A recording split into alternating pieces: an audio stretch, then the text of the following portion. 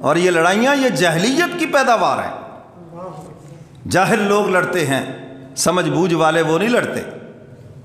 تو میرے محترم سامعین، اللہ تعالیٰ جب ناراض ہوتے ہیں تو آپس میں فساد، بھائیوں میں لڑائی، افراد میں لڑائی، گھر میں لڑائی، پڑوسیوں سے لڑائی، بازار میں لڑائی. کیوں؟ مولا جو ناراض ہے تو ظہر الفساد فی البر والبحر، پھر فساد خشکی اور تری ہر جگہ پہ ہے، اور یہ سب ہمارے گناہوں کی وجہ سے ہے. اور جب مولا کو راضی کرو گے تو آپس میں محبتیں ہوں گی، آپس میں جوڑ ہوگا، ایک دوسرے کے لیے پیار ہوگا، ایک دوسرے کے لیے ایثار ہوگا، ایک دوسرے کے لیے قربانی کا جذبہ ہوگا. اور جب ہم گناہوں میں کھینچے چلے جائیں گے تو اللہ پھر دلوں میں نفرتیں ڈال دیں گے اور ایک دوسرے سے نفرت ہوگی. آج بیٹا باپ سے ایسے نفرت کرتا ہے جیسے پاپ سے نفرت ہو، کسی گناہ سے نفرت ہو. بھائی بھائی کی شکل دیکھنے کے لیے تیار نہیں. اور بڑے عجیب ہیں، ساری زندگی بلاتے نہیں، جب وہ فوت ہو جائے تو پھر ہلا ہلا کے چار پہیوں بول دا. کیوں نہیں جی، ہم تو پہنچے ہیں کہ دو باتیں ہی ہو جائیں، اور ساری زندگی اس کو بلایا نہیں. عجیب سوچ ہے ہماری. تو میرے محترم سامعین، حضور علیہ الصلاۃ والسلام نے دیکھا کہ یہ تو چاروں طرف سے تلواریں نکل آئی ہیں، کیونکہ زمانہ جاہلیت میں حفیظ جلندری مرحوم نے کہا نا، کبھی پانی پینے پلانے پہ جھگڑا، کبھی گھوڑا آگے بڑھانے پہ جھگڑا، یوں ہی رہتی تھی تکرار ان میں اور یوں ہی چلتی تھی تلوار ان میں. چھوٹی چھوٹی باتوں پہ، چراگاہوں پہ لڑائی، جانوروں کو پانی پلانے پہ لڑائی، اور اس میں سینکڑوں لوگ قتل ہو جاتے، لڑائی ختم نہ ہوتی. یہ تو جاہلیت کی باتیں ہیں. آج روز آپ اخباریں پڑھیں، 10 روپے کے اوپر 2 بندے قتل ہو گئے، چھوٹی سی بات کے اوپر بندہ قتل ہو گیا. یہ تو جاہلیت کی باتیں ہیں. شعور کہاں گیا؟ کہاں گئی پھر وہ تعلیم جس کو آج ہم ترقی یافتہ دور سمجھتے ہیں؟ تو پھر ترقی کیا ہوئی؟ ترقی چیزوں کی ہے، انسان کی ترقی نہیں. انسان کی تو تنزلی ہوئی ہے. انسان کی ترقی اس دن تھی کہ جس دن یہ چلتا زمین کے اوپر تھا اور اس کے چلنے کی آواز جنت کے محلات میں آتی تھی. اس دن انسان کی ترقی تھی. آج تو چیزوں کی ترقی ہے. لوہا اڑ رہا ہے فضا میں، المونیم اڑ رہا ہے فضا میں، اور انسان انسانیت سے بھی گر گیا. آج ایک درندہ بھی اپنے ساتھی پہ وہ ظلم نہیں کرتا جو انسان اپنے دوسرے بھائی کے اوپر ظلم کر رہا ہے. انسانیت بھی شرما جاتی ہے وہاں پر. تو میرے محترم سامعین، اب لڑائی جھگڑا شروع ہو گیا. حضور علیہ الصلاۃ والسلام کا بھی بچپن ہے، بڑی عمر نہیں ہے، بچپن کا دور ہے، جوانی کے قریب ہیں. آپ علیہ الصلاۃ والسلام تشریف لے آئے. قریب تھا کہ قتل و غارت شروع ہو جاتی. آپ نے فرمایا ٹھہرو بھی، ٹھہرو ٹھہرو ٹھہرو، اس کا کوئی اور حل نکالے. انہوں نے کہا جی ایسے کرتے ہیں، صبح جو سب سے پہلے آئے نا بیت اللہ میں، وہ اس کا فیصلہ کرے. چلو ٹھیک ہو گیا جی. اللہ کی شان، اللہ نے سب کو سلا دیا، محبوب کو جگا دیا. حضور آئے سب سے پہلے. اب جب حضور کو دیکھا، وہ تو اپنے ٹائم پہ اٹھے، اور دیر سے اٹھنا بیماری پرانی ہے. بیماری، ایک بزرگ کے پاس ایک صاحب چلے گئے، حضرت کاروبار پہ بڑا زوال ہے. فرمایا دکان کس وقت کھولتے ہو؟ کہتا جی 12 بجے کھول لیتا ہوں. تو فرمایا جب زوال کے ٹائم پہ کھولو گے تو زوال ہی آئے گا نا. ہے کھولو برکت کے ٹائم پر. اللہ کے نبی نے تو حکم دیا فجر کے بعد شروع کرو. میں صبح کو شروع کرو، صبح کے کام میں بڑی برکت ہے، اللہ نے بڑی برکت رکھی ہے. تو جو برکت کا ٹائم تھا وہ تم نے سو کے گزار دیا، اور زوال کا ٹائم آیا تو کھول کے بیٹھ گئے، تو پھر زوال ہی آنا. اب حضور کو دیکھا تو کہنے لگے بہت اچھا فیصلہ کریں گے، آپ پر اعتماد ہے، آپ جو بھی فیصلہ فرما دیں، خود اٹھا کے رکھ دیں تب بھی منظور ہے. اگر کوئی فیصلہ فرما دیں، کسی قبیلے کے متعلق فرما دیں، کسی سردار کے متعلق فیصلہ فرما دیں، ہم آپ کی بات مانیں گے اور آپ کے پیچھے لگیں گے. حضور علیہ الصلاۃ والسلام نے ایک چادر زمین کے اوپر بچھائی اور اپنے دستے مبارک سے حجر اسود کو اٹھا کے اس کے اندر رکھا، اور جتنے سرداروں میں لڑائی تھی سب کو کہا کہ اس کا کونا پکڑ کے چلو. کسی نے ادھر کا باز پکڑ لیا، کسی نے ادھر کا، کسی نے بیچ میں سے پکڑ لیا، کسی نے، ان کا تمہارے درمیان یہی لڑائی تھی نا، میں نے رکھنا، میں سب رکھو، اٹھاؤ سارے اس کو۔ اب سب نے اٹھایا اور اٹھا کے لے آئے بیت اللہ کے پاس۔ حضور علیہ الصلوۃ والسلام نے اپنے دستے مبارک سے اٹھا کے اس کی جگہ پہ لگا دیا، لڑائی ختم ہو گئی، مسئلہ حل ہو گیا۔ آج جس گھر میں لڑائی ہے نا تو سمجھ لیں وہاں کوئی سیانا بندہ نہیں ہے، سمجھدار بندہ جب گھر میں نہ ہو تو وہاں لڑائی رہتی ہے، سمجھ گیا کہ نہیں؟ تو بہرحال لڑائی جھگڑا کو اچھی بات نہیں، اللہ کے نبی نے اس کو پسند نہیں کیا، بلکہ ایک دوسرے کو معاف کرنا اور ایک دوسرے کی بات کو برداشت کرنے کو پسند فرمایا ہے۔ اور بااخلاق انسان ہے ہی وہ جو دوسروں کی تکلیفیں برداشت کرے، اور یہی سب سے مشکل کام ہے۔ حضور علیہ الصلوۃ والسلام نے کتنی تکلیفیں برداشت کی، لیکن جب سامنے آئے انتقام کی بات نہیں کی، مسکرا کے جواب دیا ہے۔ تو اللہ نے اپنے محبوب کو کامل عقل عطا فرمائی، ایسی عقل دنیا میں جتنے بھی عقل مند ہیں سب نیچے ہیں، اللہ نے محبوب کو سب سے اوپر عقل عطا فرمائی۔ اللہ نے اپنے محبوب کو علم دیا تو وہ بھی سب سے بڑھ کر، اولین آخرین تمام علوم اللہ نے اپنے محبوب کو عطا فرمائے۔ کوئی استاد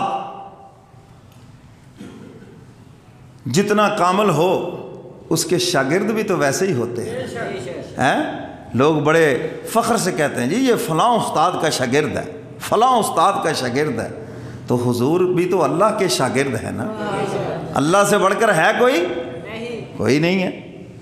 آپ کا لقب ہے امی، ہماری کتابوں میں لکھا ہوتا ہے کہ امی کا معنی ہے ان پڑھ نہیں ہے، امی کا معنی یہ ہے کائنات میں جس کا کوئی استاد نہ ہو، خود خدا جس کا استاد ہو۔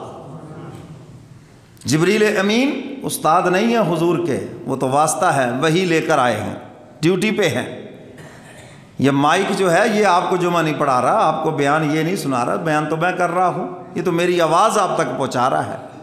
تو بالکل اسی طرح جبریل امین تو اللہ کا پیغام لے کے آ رہے ہیں، اور پہلی وحی آئی، فرمایا اقرأ بسم ربک الذی خلق، اقرأ پڑھیے، بسم ربک الذی خلق، اپنے رب کے نام سے۔ کس کے نام سے؟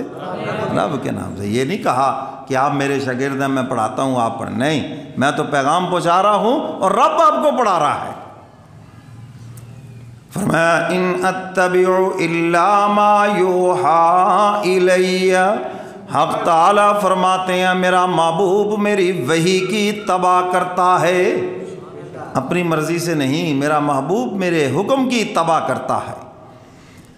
تو اللہ رب العزت کے حضور جب شاگرد ہیں تو پھر حضور سے بڑھ کر تو کوئی نہیں ہے۔ اللہ نے ایسے علوم عطا فرمائے آپ کو، اور حضور علیہ الصلوۃ والسلام نے فرمایا سب سے بہترین زمانہ وہ میرا زمانہ ہے، اور فرمایا پھر اس کے بعد میرے صحابہ کا زمانہ، پھر تابعین، پھر تبع تابعین، ثم الذین یلونہم ثم الذین یلونہم۔ حضور علیہ الصلوۃ والسلام کا دور سب سے بہتر دور ہے، صحابہ کا زمانہ سب سے بہتر زمانہ ہے۔ سورج کے قریب جو سیارے ہیں ان پر کبھی رات نہیں آتی کیونکہ وہ سورج کے قریب ہیں، اور جو سورج سے دور ہیں ان پہ رات آتی، چاند بھی دور ہے اس پہ رات آتی ہے، کسی وقت نظر نہیں آتا ہے۔ تو میرے محترم سامعین، حضرات صحابہ کرام آفتاب نبوت کے پاس ہیں، اس لیے وہ سارے کے سارے ہی جنتی ہیں اور سارے کے سارے ہی روشن ہیں۔ حضور علیہ الصلوۃ والسلام سے براہ راست انہوں نے علم پڑھا ہے۔ قرآن کریم جب نازل ہوتا حضور علیہ الصلوۃ والسلام سے حضرات صحابہ کرام پوچھتے اس آیت کا کیا مطلب ہے، کیا مقصد ہے اس آیت کا، اور اس کو کہاں رکھنا ہے، کون سے سپارے میں، کون سی صورت میں، کون سی آیت سے پہلے، کون سی آیت سے بعد۔ حضرات صحابہ کرام پوچھتے اور حضور جو حکم فرماتے اسی طرح وہ آیت کو اس جگہ پہ لگا دیتے۔ اللہ تعالی ہم سب کو مدینہ لے جائے، وہاں اصحاب صفہ کا چبوترا جو اسلام کا پہلا مدرسہ ہے، جس مدرسے کی بنیاد میرے کملی والے پیغمبر نے رکھی، اللہ ہم کو بھی وہ دکھائے، سب کہو آمین۔ جنہوں نے آمین کہا انشاءاللہ جائیں گے اسی سال، سو رہے ہیں بولے ہی نہیں ہیں، آہستہ بول رہے ہیں 2050 میں جائیں گے، وہ چلے تو جائیں گے لیکن بڑی دیر سے جائیں گے اگر زندہ رہے تو۔ ہاں شاید قبولیت کی گھڑی ہو، اللہ ہم سب کو اپنے گھر کی حاضری کی توفیق عطا فرمائے۔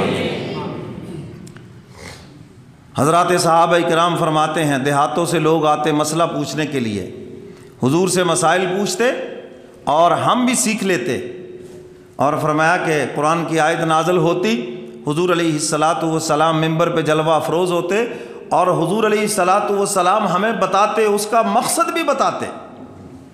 آج بہت ساری تفسیریں مارکیٹ میں ہیں، میں اکثر کہا کرتا ہوں آپ تفسیر پڑھیں کسی عالم با عمل کی۔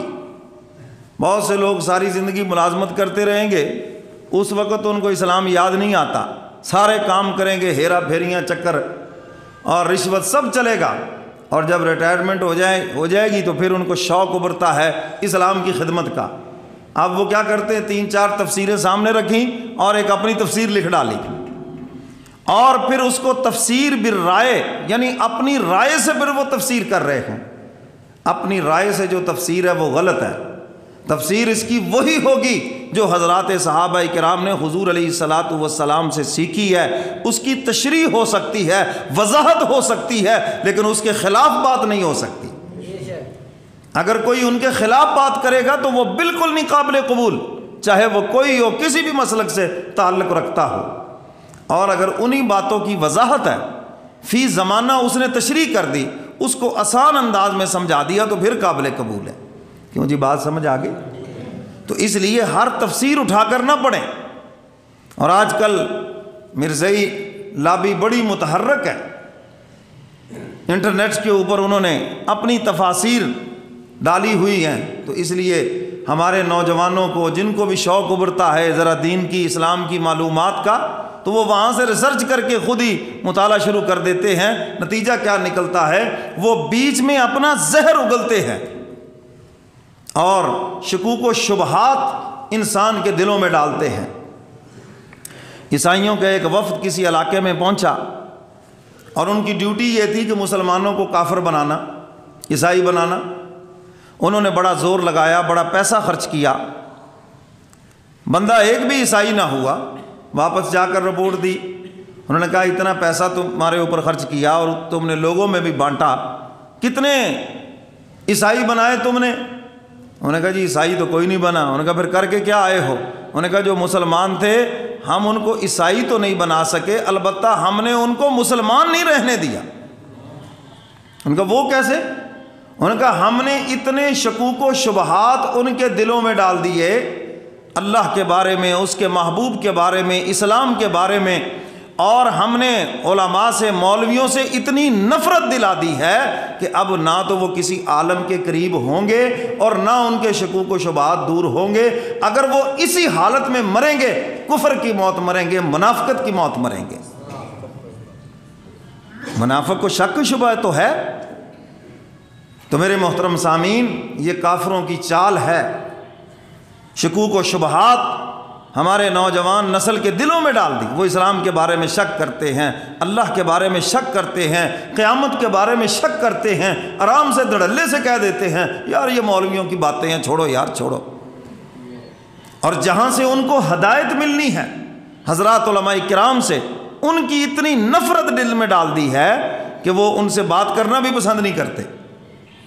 تو اس میں بھائی مولویوں کا تو کوئی قصور نہیں ہے، عاقبت اپنی برباد کریں گے، نقصان اپنا کریں گے وہ۔